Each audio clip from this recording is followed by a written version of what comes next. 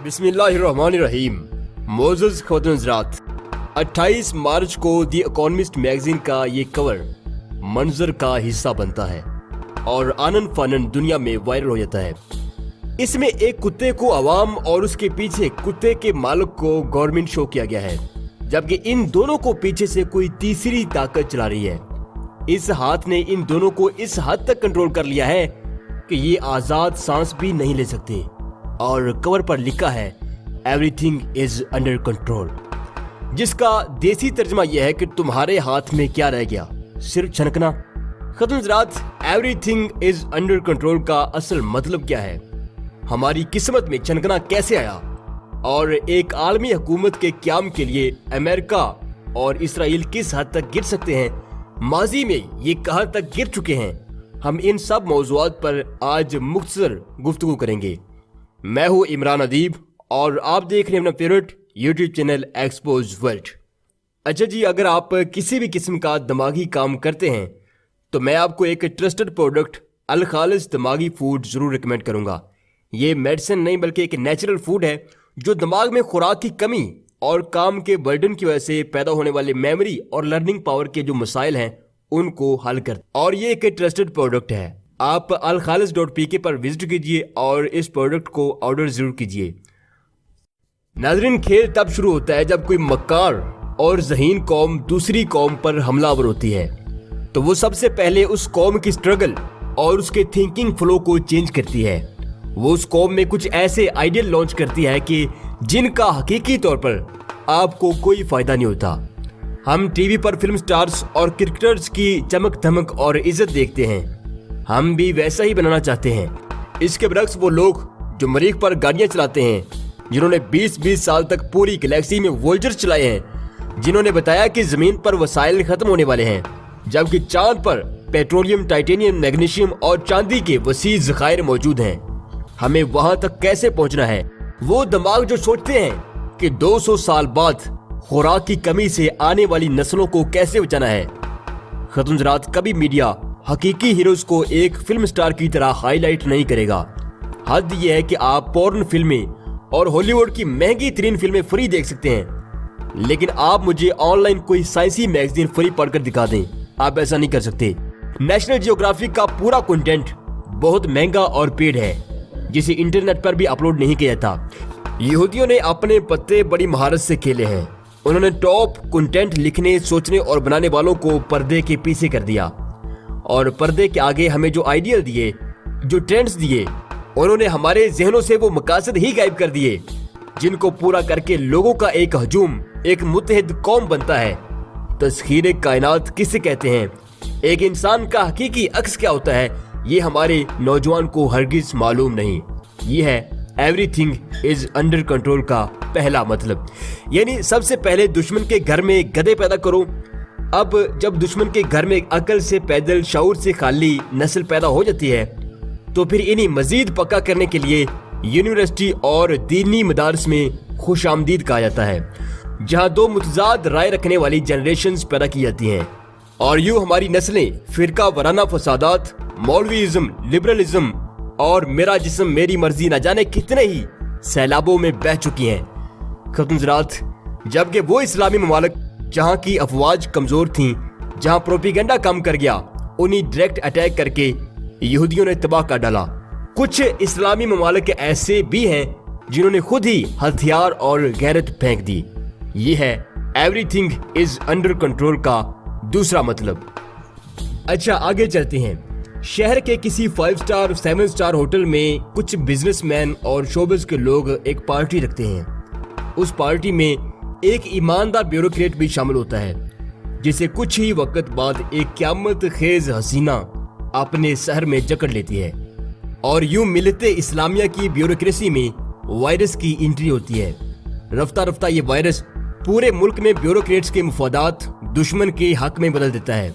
मुल्क मकरूज होता है, करप्शन और दहशतगर्दी बढ़ जाती है, फौज पर बर्डन हद से ज्यादा तजावुज करने लगता है। वो बैरूनी महाजों से हटकर अंदरूनी महाजों पर वक्त, पैसा और जानें ज़ाया करने लगती है। फाइनली 22 करोड़ खोपड़ियां इसराइल और अमेरिका में बैठी चंद 100 खोपड़ियों के आगे हार जाती हैं। और फिर दुश्मन हर खौफ से आजाद होकर कहता है, एवरीथिंग इज अंडर कंट्रोल। हज़रात, अब ये कोई बात कोई ढकी छुपी नहीं रही कि इस वक्त पूरी दुनिया में जो क्राइसिस हो रहे हैं इनकी मंजिल क्या है। यहूदी अब पूरी दुनिया में इस कदर बेकारगी पैदा कर चुके हैं कि अब उन्हें सरेआम एवरीथिंग इज अंडर कंट्रोल कहने से कोई खौफ नहीं। वो साफ तौर पर अपने कवर्स में छाप रहे हैं कि आपका फ्यूचर क्या होगा। अब उन्हें एक आलमी हुकूमत कायम करनी है जिसका वाज़ेह नक्शा इस कवर पर मौजूद है। इस कवर के मुताबिक दुनिया की 7 अरब आबादी यहूदी मफादात के साए में सांस लेगी। दुनिया के कोने कोने में फ्यूचर में सैटेलाइट और 5G टेक्नोलॉजी के जरिए नजर रखी जाएगी। बिलाशुबा दुनिया की हर कौम अपने अंदर मजहबी और कौमी गैरत रखती है। अब अगर यहूदी टैंकों और मिसाइलों से दुनिया फतह करने निकलें तो वो जंग में एक दिन या एक घंटा नहीं ठहर सकते। इसीलिए उन्होंने 1771 में बाकायदा एक ज़ायनिस्ट यहूदी तंजीम की बुनियाद रखी जिसका मकसद यहूदियों के लिए एक अलग वतन का क़याम और उसके बाद पूरी दुनिया पर यहूदियत का गलबा तारी करना था। अच्छा, अब ये बात जरा गौरतलब है कि यहूदियों ने पूरी दुनिया में अपने गलबे के लिए उन्होंने 50-50 साला मंसूबे बनाए और उन्हें नस्ल दर नस्ल चलाया। पूरी दुनिया का education system, entertainment industry, business, banking, politics, गर्ज हर शोबे में अपने स्नाइपर्स तैनात किए और अब फाइनल राउंड में बायोकेमिकल वेपन यानी कोरोना वायरस के जरिए पूरी दुनिया को एक ऐसी सतह पर लाया जा रहा है कि जहां ममालिक खुद एक आलमी गवर्नमेंट के लिए आवाज उठाएंगे। कोरोना वायरस के साथ साथ या मजीद इसके बाद कई ऐसे पेचीदा मसाइल सर उठाने वाले हैं कि जिनका हमने कभी जिक्र तक नहीं सुना होगा। यहाँ तक कि दुनिया मुकम्मल तौर पर तबाह बर्बाद होकर रह जाएगी और हमारे पास किसी बड़ी ताकत से 2 वक्त की रोटी के इवज अपना कुछ भी गिरवी रखवाने के अलावा कोई चारा नहीं होगा। जो ही कंट्रीज एक आलमी हुकूमत को कबूल कर लेंगी तो ये कोरोना और इस तरह के दूसरे जो खौफनाक मसाइल होंगे वो फौरी तौर पर गायब होना शुरू हो जाएंगी और उसके बाद तमाम ममालिक के ऊपर यहूदियों की जो गवर्नमेंट होगी उसके मुफादात का भयानक सिलसिला शुरू होगा। अच्छा जी, अब वो मुफादात क्या हैं इस पर मैं अलग से एक वीडियो बनाऊंगा। फिल वक्त यकीनन आपके मन के अंदर ये सवाल जरूर होगा कि अगर ये सब कुछ साजिश है तो इस साजिश में यहूदियों और ईसाइयों के अपने मुल्क जो हैं वो ज्यादातर क्यों फंसे हुए हैं। खुसूसन अमेरिका और इटली में सबसे ज्यादा हलाकतें हो रही हैं जबकि दीगर यूरोपीय ममालिक में भी बहुत बुरी हालत है। देखिए, इस्लाम दुनिया का वो वाहिद मजहब है जो पब्लिक फ्रेंडली है। ये अजारादारी को फरोग देता है और ना ही ग्रोहों के जाती मुफादात को पसंद करता है। इसके अलावा जो दुनिया में मज़ाहिब हैं उनमें इस कदर रद्दोबदल मौजूद है कि पूरा मजहब चंद लोगों के मुफादात और उनकी जानों का तहफ़्फ़ुज़ तो करता है लेकिन अक्सरियत को नजरअंदाज करता है। मसलन भारत के सियासी मुफादात के लिए आयरोस, दल्लत और शूदर पुलवामा जैसे हमले में कुर्बानी के बकरे बनते हैं। इसी तरह अमेरिका, जहां आजकल कोरोना से बड़ी हलाकतें हो रही हैं, इनका सच ये है कि 1948 में इन्होंने यानी अमेरिका ने जनूबी अमेरिका के इलाके ग्वाटेमाला में सैकड़ों शहरियों को, अपने ही शहरियों को जिनसी बीमारियों के इंजेक्शन लगवाए और उनमें जरासीमों की तबाहकारी का मुशाहिदा किया। इस मिशन का मकसद ऐसे जरासीमों को पैदा करना था जो आबादी को कंट्रोल करें। अमेरिका का ये तजुर्बा उसकी पब्लिक के लिए खासा मोहलक साबित हुआ और लोग कई तरह की बीमारियों में मुब्तला होकर मारे गए।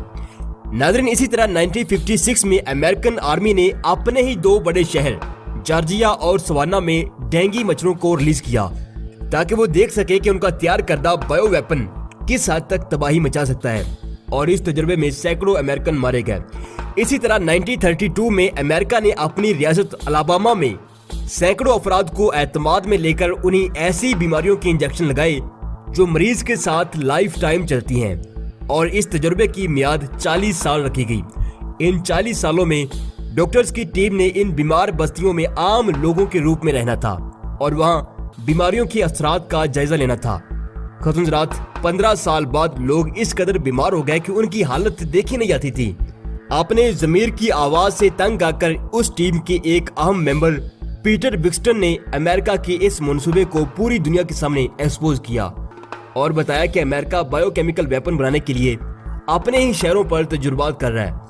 नाज़रीन, आज कोरोना वायरस की वजह से रोजाना सैकड़ों अमेरिकन मारे जा रहे हैं। पता नहीं मुझे ये क्यों ये सब कुछ झूठ लग रहा है। अगर सच है भी तो जो अमेरिका माजी में अपनी आवाम को अपने मकासद की भेंट चढ़ा सकता है तो उसके लिए अब एक बहुत बड़े मकसद के लिए दोबारा अपनी जनता को और अपने हमसाया ममालिक को कुर्बान करना कुछ ज्यादा महंगा सौदा नहीं है। ख़ुद हज़रात, एक आलमी हुकूमत कायम करने के लिए अगर यहूदियों को दुनिया की 7 अरब आबादी में से 6 अरब इंसान मारने भी पड़े तो ये मारेंगे। ये लोगों के कारोबार और मजहबी अकायद को तबाह करेंगे। ये मुल्कों में ऐसी ऐसी वबाएं पैदा करेंगे कि आप अगर कोरोना से बच जाते हैं तो अगली वबा में फंस जाएंगे। आप कब तक लॉकडाउन और कर्फ्यू लगा कर रखेंगे? आखिरकार पूरी दुनिया को एक आलमी हुकूमत जो कि बराह रास्त दज्जाल की हुकूमत होगी, उसके लिए हामी भरना ही होगी। आपके पास इसके अलावा कोई चारा नहीं है। अच्छा, ज्यादा डरने की जरूरत नहीं है क्योंकि ये तो बस उनके मंसूबे हैं, उनकी तदबीरें हैं। चीन ने मैदान जंग की इस नोयत को समझ लिया है। अब वो बड़ी तेजी से न्यूक्लियर वारफेयर और रवायती जंगों से हटकर बायोकेमिकल वार और स्पेस वार की तरफ पलट रहे हैं। उन्होंने बॉडी सेल्स और जानवरों की डीएनए पर तजुर्बात और तहकीक में अपनी इकोनॉमी का एक बहुत बड़ा हिस्सा लगाने का फैसला किया है। चीन न्यू वर्ल्ड ऑर्डर के रास्ते में एक बहुत बड़ी चट्टान है और उनकी एजेंसीज मुमकिना तौर पर पाकिस्तान को भी बायोकेमिकल वारफेयर में लड़ने की तरबियत जरूर देंगी। लेकिन ख़वातीन हज़रात, मुसीबत यह है कि यहाँ यूनिवर्सिटी से रिसर्चर्स के बजाय टिकटॉकर और एथियस्ट निकल रहे हैं जिनकी खोपड़ी में सवाए मजहब दुश्मनी के कुछ भी नहीं है। जबकि दीनी मदारस का हाल ये है कि ये खाते पीते तो इस दुनिया में हैं लेकिन रहते किसी और दुनिया में हैं। कुल मिलाकर हमारे मुल्क में जो एजुकेशन सिस्टम है दोनों तरफ से बेड़ा गर्क है। हमें अपने लिए और इस सियारे पर बसे हर इंसान की बका के लिए न्यू वर्ल्ड ऑर्डर के खिलाफ लड़ना है और ये लड़ाई बदर के मैदान जितनी मुश्किल और उससे कहीं ज्यादा पेचीदा है। ये जंग मजबूत ईमान, इल्म, तहकीक और मजबूत मईशत के जोर पर लड़ी जाएगी। अपने ईमान की सलामती के लिए दुआ कीजिए और उस जंग के लिए तैयारी कीजिए जो पर्दे के पीछे लड़ी जा रही है। और जिस पर्दे पर आपकी आंखें लगी हुई हैं, ये पर्दा बहुत जल्द फटने वाला है। तब आपको मालूम होगा कि हमारा फ्यूचर साहर लोधी और साहर अली बग्गा नहीं थे, बल्कि हमारा और हमारी कौम का फ्यूचर उलमा, साइंटिस्ट और रिसर्चर्स थे। तब तक पानी आपके सर से ऊंचा हो चुका होगा और डूबने के अलावा हमारे पास कोई चारा नहीं होगा। अलबत्ता हाँ, अब वक्त है, हमें तैयारी करनी है। ज़ाती तौर पर मैं इस जंग की तैयारी के लिए एस्ट्रोनॉमी, स्पेस, हिस्ट्री और इस्लाम को बाकायदा सीख रहा हूँ।